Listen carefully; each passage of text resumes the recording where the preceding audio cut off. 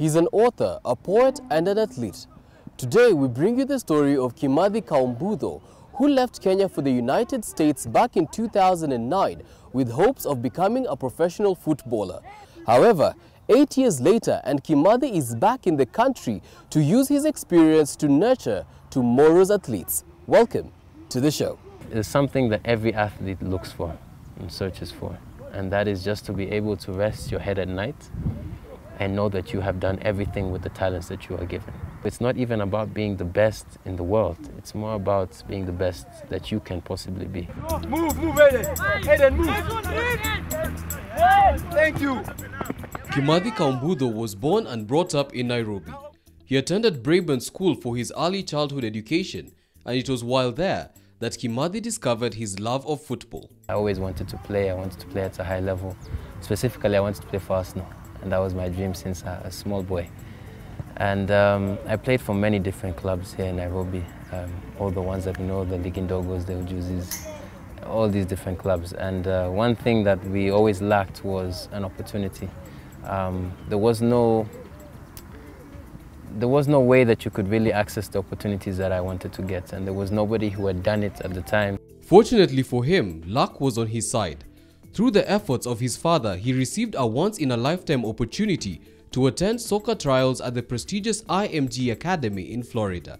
And so in 2009, a 15-year-old Kimathi left for the United States.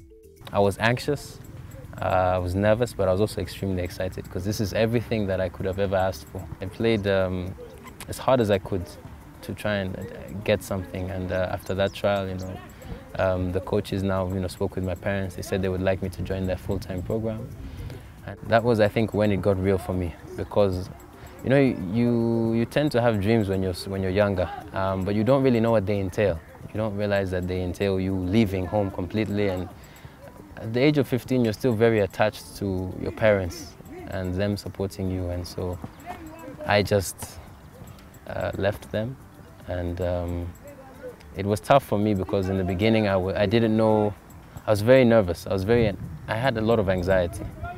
Because I'm in a new place, there's people around me I don't know, they speak in strange accents, all of these different things, and it's a time when you don't even know yourself personally. Despite this hardship, Kimathi was committed to his goal. Sometimes the best decisions you make are when you have no choice, and I had put myself in a position where I had no choice, and it was either you going back home and you have to face everyone who thought that you deserved this opportunity, and that was never an option for me. I said I have to see this thing out, and regardless of the hardships, I had to make something of it.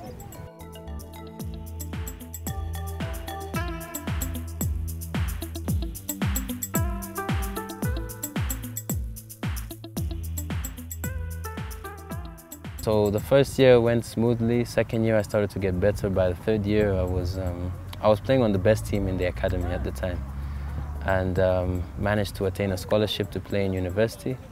I went to a Division I program in Oklahoma called Oral Roberts University, and that was when now things started picking up.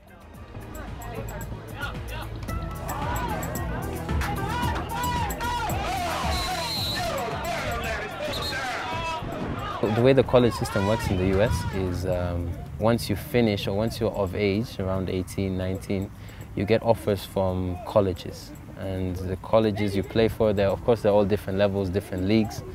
And then from the college, ideally, you're supposed to move on to the professional leagues.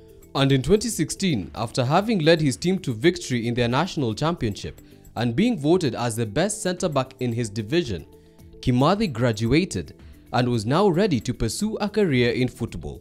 Unfortunately, that was easier said than done. In the first initial months, it was a little bit tough because I was noticing what they were asking for was a green card or a US passport. I didn't have those things. All I had was my Kenyan passport.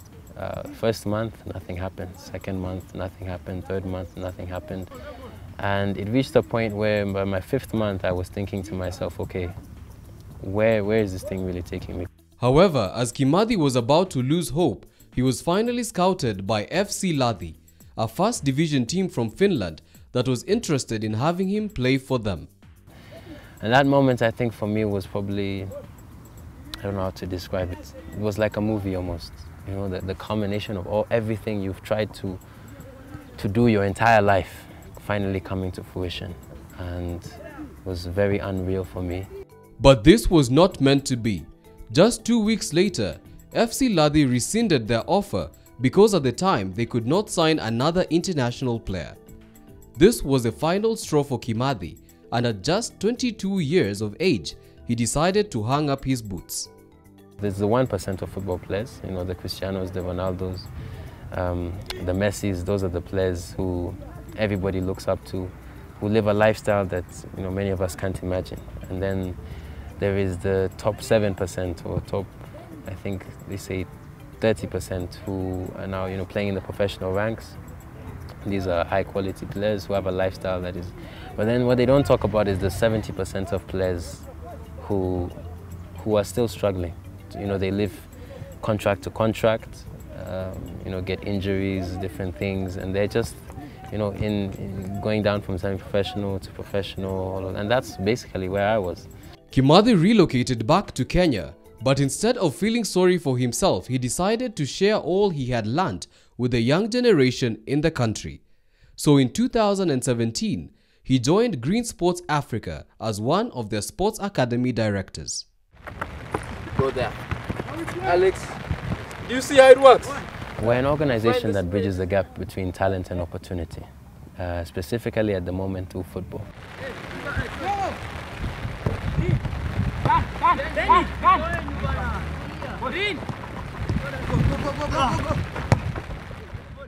I've always had the dream of developing players and giving them access to the opportunities that I had.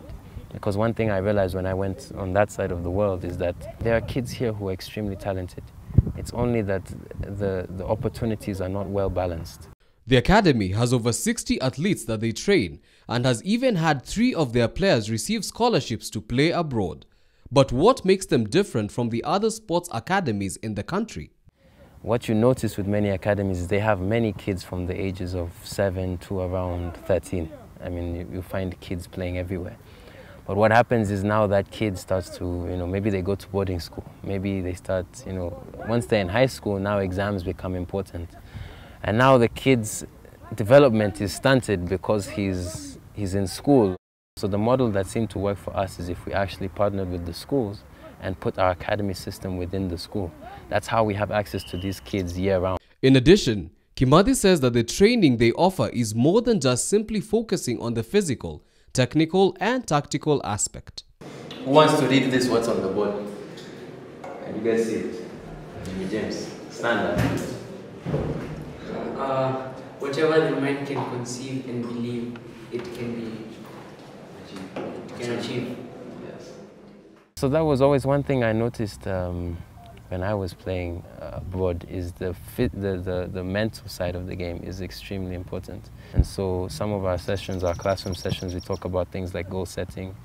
We introduce nutrition to them, and all these different aspects that go into creating a professional football player and an elite athlete, but also go into general living. So what did we say earlier? We said that you have to make yourself believe something, yes?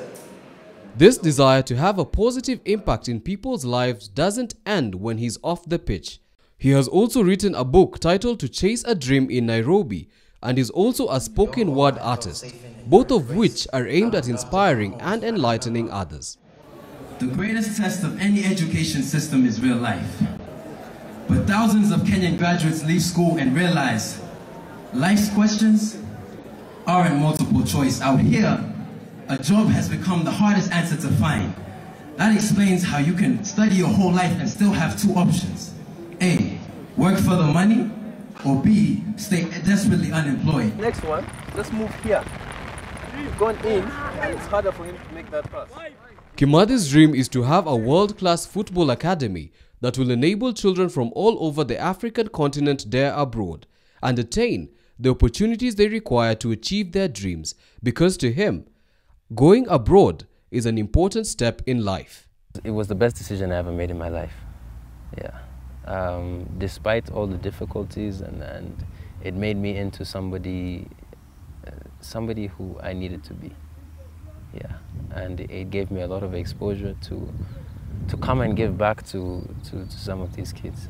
And this is his advice to all young people thinking of daring abroad on our Diaspora Bite. I think that the time is more ripe for them than it was for us. But I would also say for them to be honest with themselves and to really find what makes you, what you're willing to struggle for.